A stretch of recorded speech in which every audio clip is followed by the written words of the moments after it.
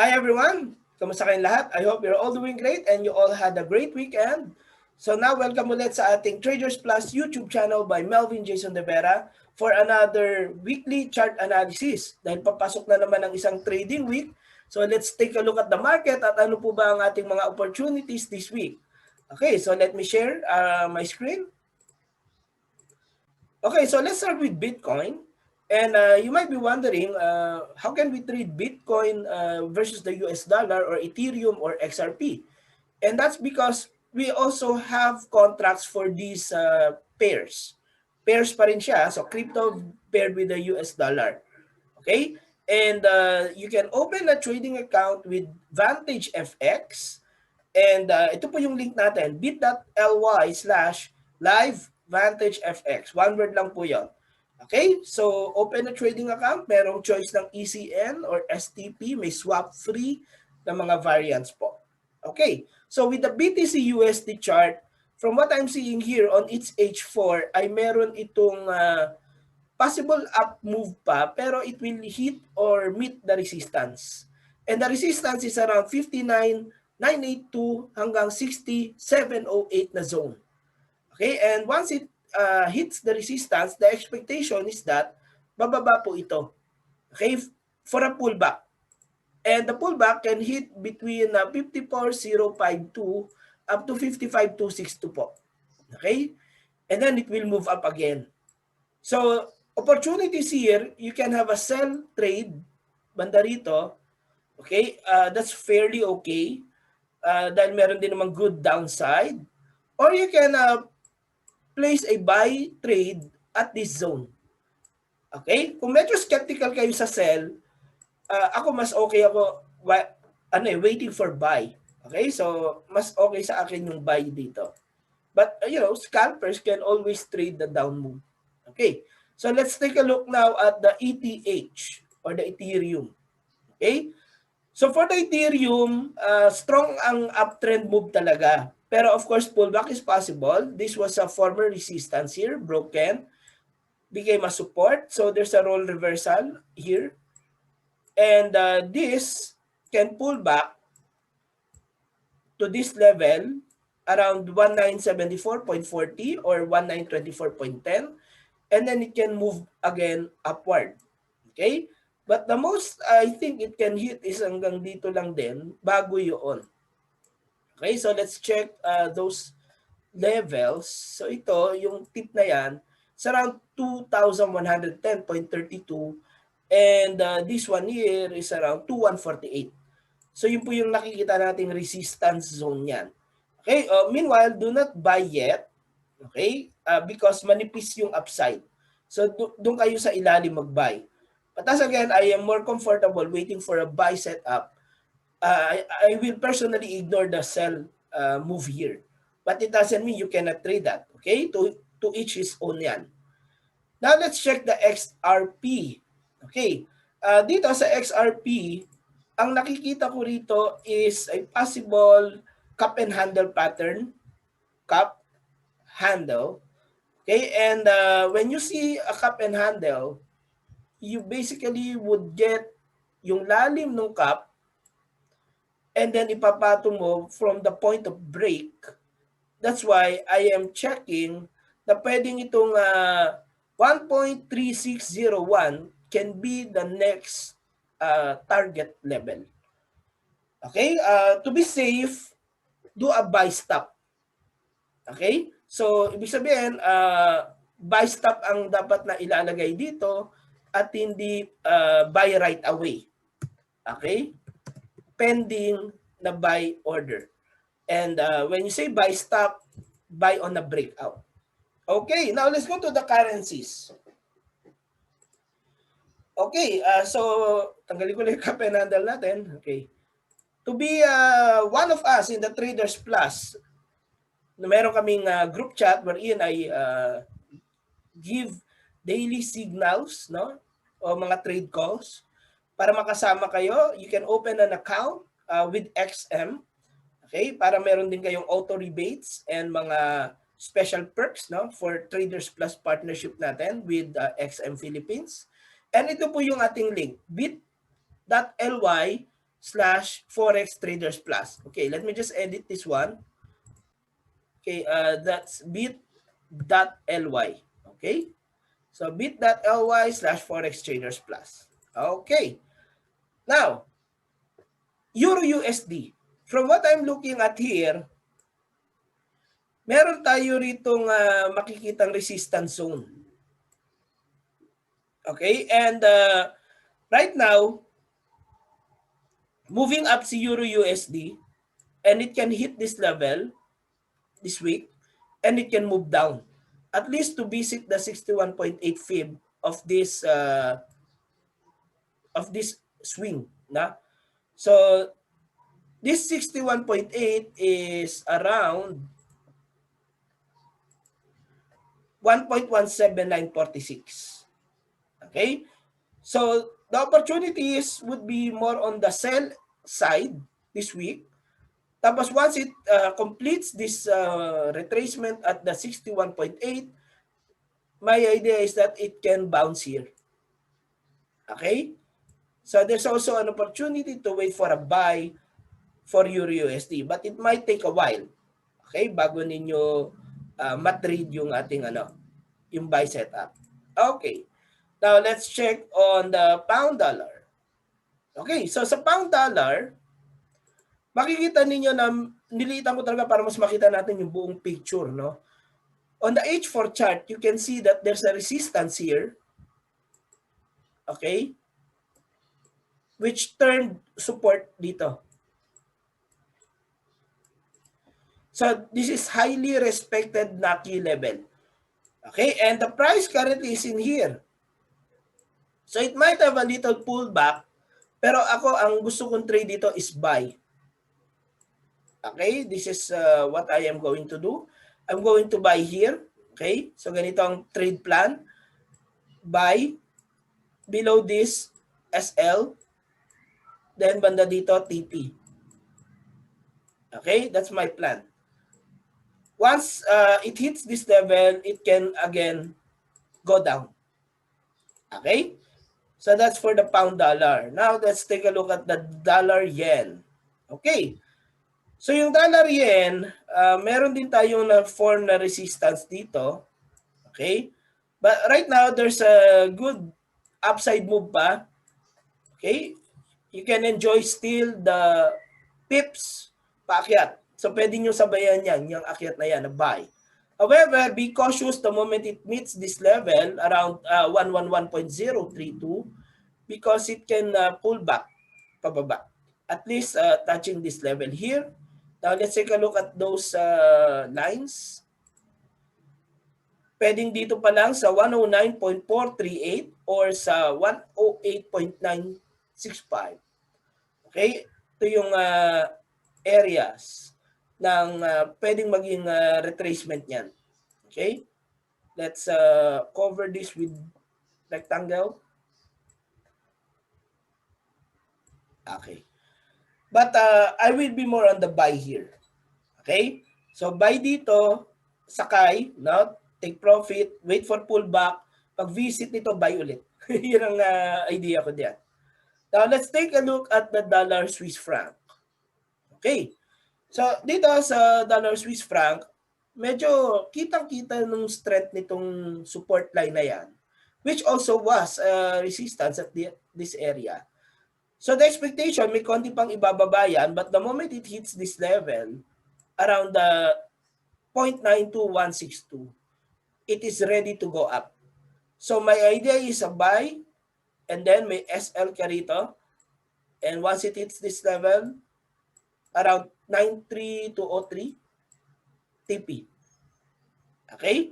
So medyo manipis lang yung iyong risk, mas malaki ang iyong reward. Okay?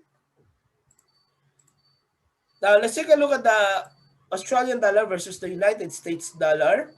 So, meron tayong nakikita ritong range. No?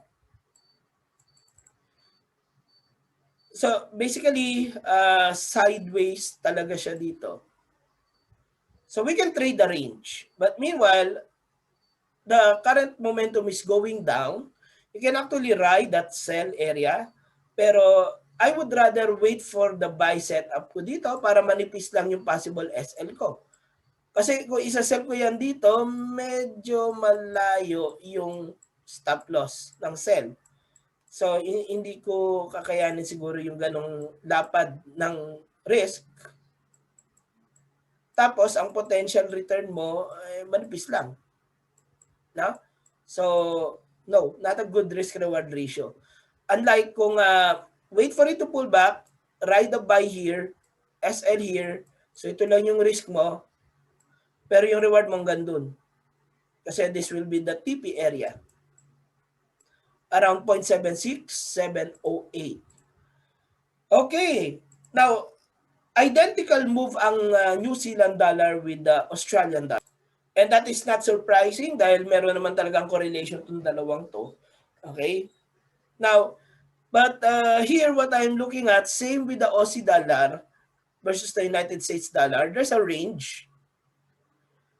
Pull back muna. Okay? Wait for a buy here. Place your stop loss below this support. Okay? Then, take profit ka dito sa resistance. It's a no-brainer pagka tumama diyan. How many times was it tested? Sobrang tibay niyan. So, prepare to take profit here. Now, there's also an equal opportunity. Pag ranging kasi, equal yung opportunity mo to sell also. So, pero abang. Sell limit. No? Sell limit yan. Okay, pero mas mauuna kasing mangyari na tamaan yung buy area. Okay, bago yung sell mo doon. Okay, so that's what I am looking at in the Kiwi versus dollar. Now, let's take a look at the USD CAD.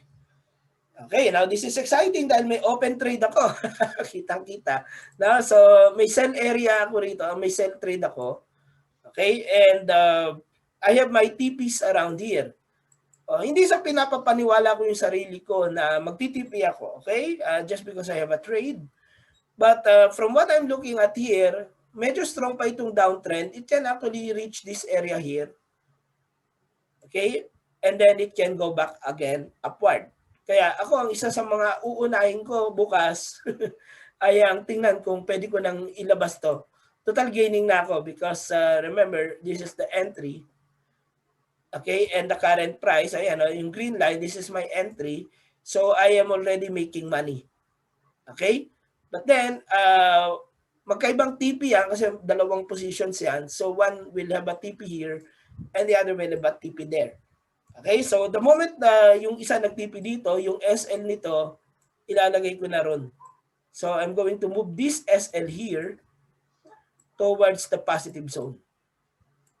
That's my plan. Okay? But if you're thinking of chasing the sell, do not do it. Wait na lang kayo na mag-hit dito at tapos mag-buy.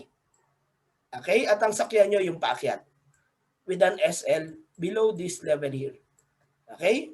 Enough na yun. Below that level, you have an SL, that's your risk, and this is your possible reward. Okay?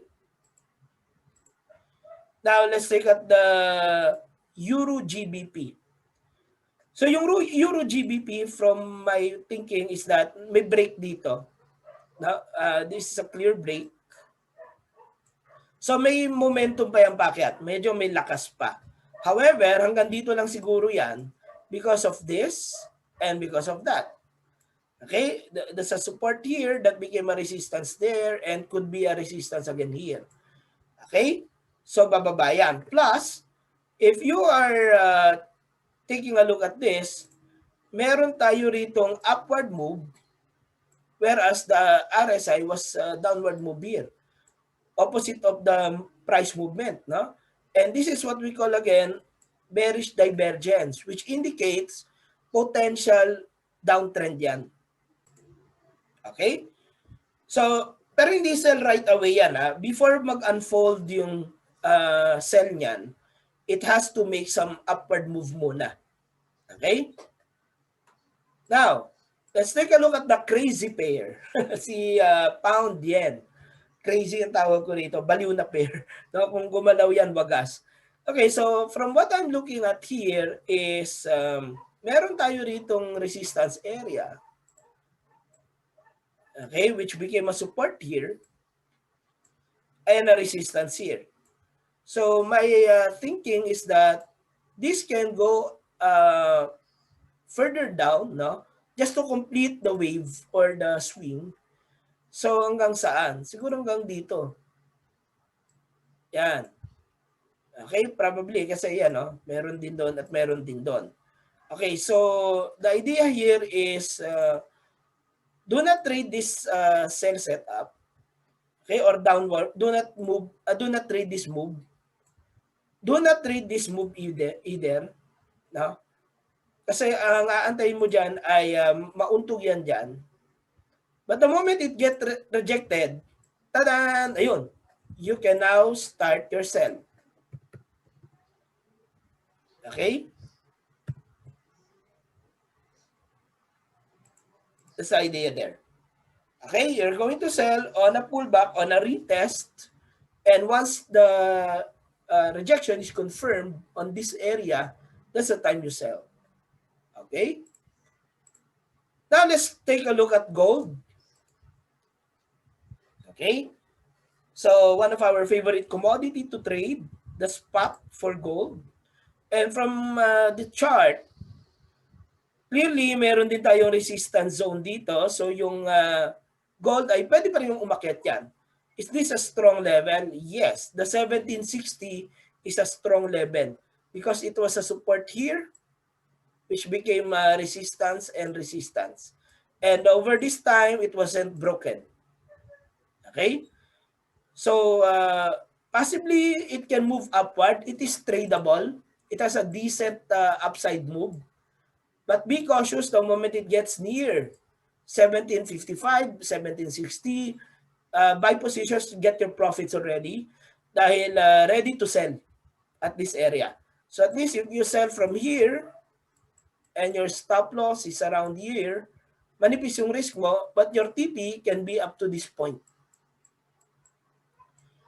1718.65, but if it may not get that worse, it can be up to this level. Mga 1730 probably. Yeah, mga 1730 nga na level. Okay? Now, let's jump to another analysis which is yung sa mga indices. Okay? And for that, I'm going to share you my other MetaTrader with XM where I have the Avramis. Okay? So, for this one, this is the Dow Jones Industrial Average or the US 30. May nakikita na tayo rito na from the entry, and this is the H4 chart.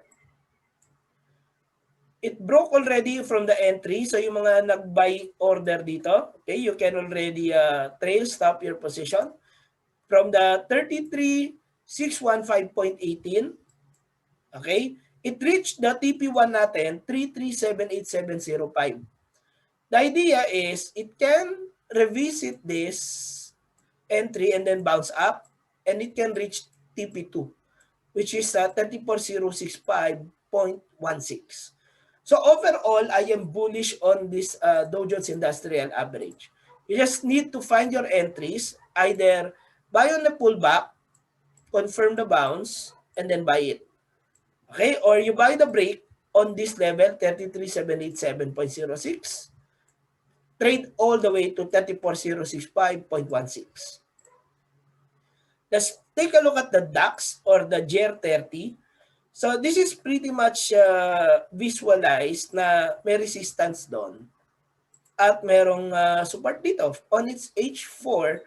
And from what I'm looking at is this can pull back here and then bounce again and hit that level, or it can continue to go up there, okay? Or it can continue to go up and then bounce and then up again. So my overall idea here is upward. So buy. Okay, and if you're going to take a look, there's a gap here that was filled up by this down move. And usually, once the filling of the gap is completed, it will go again back upwards. Okay? Now, let's take a look at the S&P 500 or the US 500. So ito clearly, it was able to manage reaching TP1 and then it can go again hanggang TP2. But take note that this is a daily chart. Okay, so it will take days before the candles will form. Okay, and we might be seeing candles that might pull back, retest this level, and then go again upward. Okay, so let's check on the H4.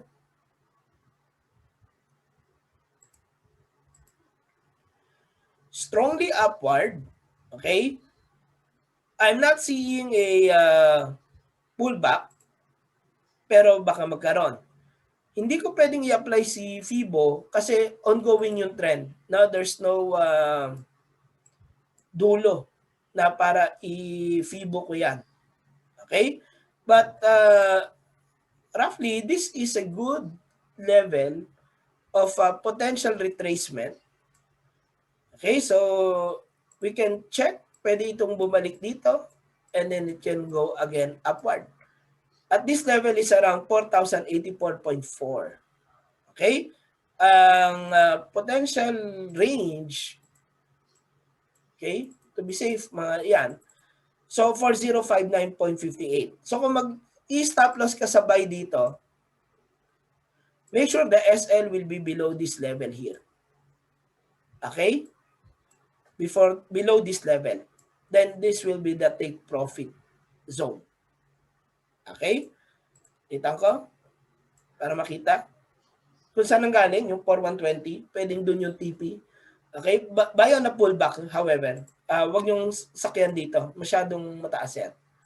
Okay? So, yes, that's all our shared instruments in relation with their charts. So, I hope makatulong ito sa inyong trading. Kung kayo po ay nagpo-profit, halimbawa, sa aming mga trade ideas, please huwag kayong mahiya na mag-comment sa ating section below. No? Leave us a comment for this video. And continue to watch our uploads. Subscribe to the Traders Plus YouTube channel by Melvin Jason Rivera. Thank you. Happy trading, everyone.